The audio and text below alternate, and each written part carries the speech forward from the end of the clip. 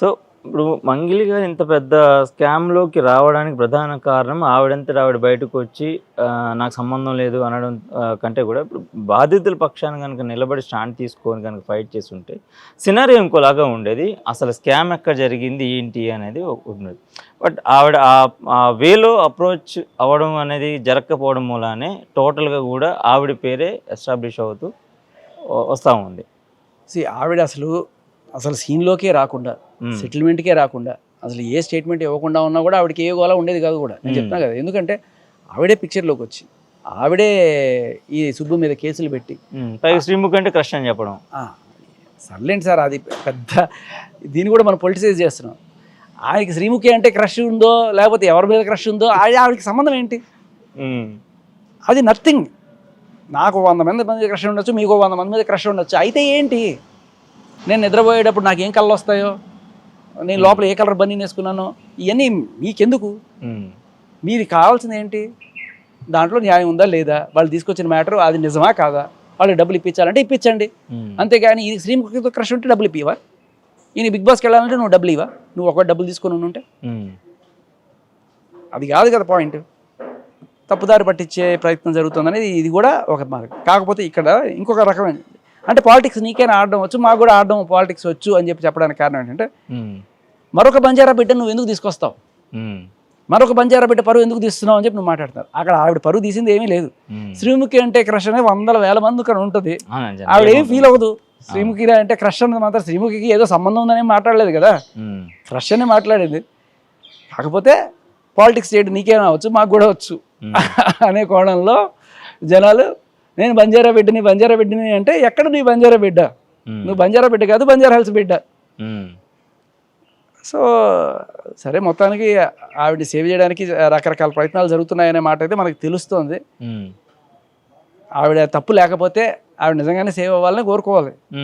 కానీ ఆవిడ సేవ్ అవుతుందా లేదా అనేది, ఇప్పుడు ఆవిడ సేవ్ అవ్వడం గురించి కన్నా ఇప్పుడు ఆవిడకి వచ్చిన ఆపద ఏంటి చెప్పండి? అరెస్ట్ వారెంట్లు ఇష్యూ అయినాయా?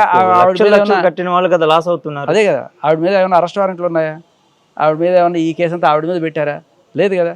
ఒకవేళ దర్యాప్తులో తెలిస్తే ఆవిడ పేరు యాడ్ చేస్తారు, విచ్ ఇస్ ఫెయిర్. అది మీరు మాట్లాడుకోవడం వల్ల నేను మాట్లాడుకోవడం వల్ల చేయరు కదా, పోలీసులు వాళ్ళ ఇది ఉంటుంది కదా. కాకపోతే పోలీసులు జనాలకి చూపించాల్సింది ఏంటి అంటే, మీరు సరైన పద్ధతిలోనే ఇన్వెస్టిగేట్ చేస్తున్నారా, ఎటువంటి ఇన్ఫ్లుయెన్స్కి, మీ పై అధికారుల ఇన్ఫ్లుయెన్స్కో, లేకపోతే ఇప్పుడు శ్రీముఖి అంటే ఆయనకి క్రష్ ఉన్నట్టు ఏదన్నా పోలీస్ ఆఫీసర్కి ఈవిడ మీద క్రష్ ఉందేమో డౌట్ వస్తుంది కదా కదా. అది కూడా రాశారు మొన్న ఎక్కడో, ఆయనకి ఈవిడంటే క్రష్ అందుకని ఈవిడ సపోర్ట్ చేస్తున్నాడు అని చెప్పి. సో ఆవిడ A5గా ఉంది, అక్యూజ్డ్గా ఉంది. అక్యూజ్డ్తో ఫోటోలు దిగుతారా సార్? అక్యూజ్డ్తో ఒక పోలీస్ ఆఫీసర్ ఫోటో దిగి అది ఇస్తే సభ్య సమాజానికి నువ్వేం సందేశం ఇస్తున్నట్టు? అంతే కదా. సో అది మన వాళ్ళు కూడా చూసుకోబల్లే అన్నట్టుగా. కాకపోతే అదే పోలీసులు నిష్పాక్షికంగా బాధితుల పక్షాన న్యాయం జరిగేట్టు ఏం చేస్తున్నారు అనేది జనాలకు తెలియజేయడం చాలా అవసరం. సో ఇప్పుడు ఓవరాల్ సినారియోలో చూసుకున్నట్లయితే ఇప్పటి వరకు కూడా ఇప్పుడు సుబ్బారావు గారిని టార్గెట్ చేసే మొత్తం అంతా జరుగుతుంది. వెనకాల ఎంత గూడుపుటాన్ని జరిగినా, ఏ స్కెచ్లు జరిగినా, ఏం జరిగినా కూడా ఇప్పుడు సుబ్బారావు గారికి చెప్పాలంటే అన్ని రకాలుగా అన్ని సైడ్స్ నుంచి సపోర్ట్ ఉంది. ఎక్కడుంది సార్ సపోర్టు? అంత సపోర్ట్ ఉంది బట్టే ఆయనకి టెస్ట్ చేశారా, డ్రంక్ అండ్ డ్రైవ్ టెస్ట్ చేశారా? కోర్స్ అది దాని తర్వాతే కదా సార్. ఇప్పుడు జనాలు కానివ్వండి అందరూ కూడా ఆయనకి సపోర్టెడ్గానే ఉన్నారు. సార్ మీడియా జనాలు ఆయనకి సపోర్ట్గా ఉన్నారు. దీనివల్ల ఆయనకి అదే కొంతవరకు ఆయన లాయర్లు, హైకోర్టు లాయర్లు కొంత ఆయనకి సపోర్ట్గా నిలిచారు, విచ్ ఇస్ వెరీ గుడ్. నేను ఆ విషయంలో ఇంకా లోకంలో న్యాయం నిలబడడానికి కారణం మీడియా, ప్రజలు, ఆ లాయర్లు అనే నమ్ముతా. మనం చూస్తుంటాం ప్రతినిధి అని చెప్పి మనం రాజకీయ నాయకులు చెప్పుకుంటాం. ప్రతినిధి అంటే ఎవరంటే ప్రతినిధిని కాజేసేవాడే ప్రతినిధి అని చెప్పుకునే స్టేజ్లో ఉన్నారు ఇప్పుడు. సో ఈ రాజకీయ నాయకులు, పోలీసులు చాలాసార్లు ఇన్ఫ్లుయెన్స్ అయిపోతారు పై ఆఫీసర్లు చెప్తే. సరే, ఇక్కడ మనకి ఇలాంటి ఇష్యూస్ జరిగినప్పుడు ఎప్పుడు కూడా పెద్ద పెద్ద వాళ్ళు అంటే ఎవరైతే రెస్పాండ్ అవ్వాలో, ఎవరైతే బాధ్యత తీసుకోవాలో వాళ్ళు ఇన్ టైంలో రెస్పాండ్ అవ్వకపోవడం మూలాన ఎఫెక్ట్ అవుతుంది సామాన్యుడికి. కరెక్ట్, ఖచ్చితంగా మీరు మంచి మాట. సొసైటీకి ఎఫెక్ట్ అవుతుంది. బట్ వీళ్ళే రేపు రోజున ఓట్లు కావాలని చెప్పేసి వచ్చేది కూడా ఈ సామాన్యుడి దగ్గరికి, అవును, ఖచ్చితంగా ఖచ్చితంగా వీడి మంచి మాట. దగ్గరికి.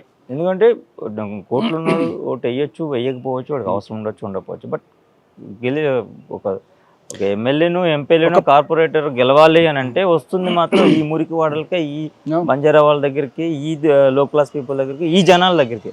బట్ ఈ జనాలకే న్యాయం జరగట్లేదు. సో దీంట్లోకి ప్రభుత్వాల పరంగా, అట్లాగే జ్యుడిషియల్ పరంగా అండ్ పోలీస్ డిపార్ట్మెంట్ పరంగా సో ఎటువంటి పటిష్టమైన పద్ధతులు రావాలి సార్? పద్ధతులు రాజకీయ, ఐ మీన్ ఒకవేళ కనుక మన ముఖ్యమంత్రి గారు తెలుసుకుంటే ఎంతసేపు సార్? నేను అందుకే సార్ నా ఉద్దేశం ఏంటంటే, సరే ఆయనకి వందల సమస్యలు గవర్నమెంట్ అంటే చాలా ఉంటాయి, అవన్నీ ఆయన డీల్ చేస్తుంటాడు. బట్ ఈ ఇష్యూ ఇంత పెద్దది అయినప్పుడు కూడా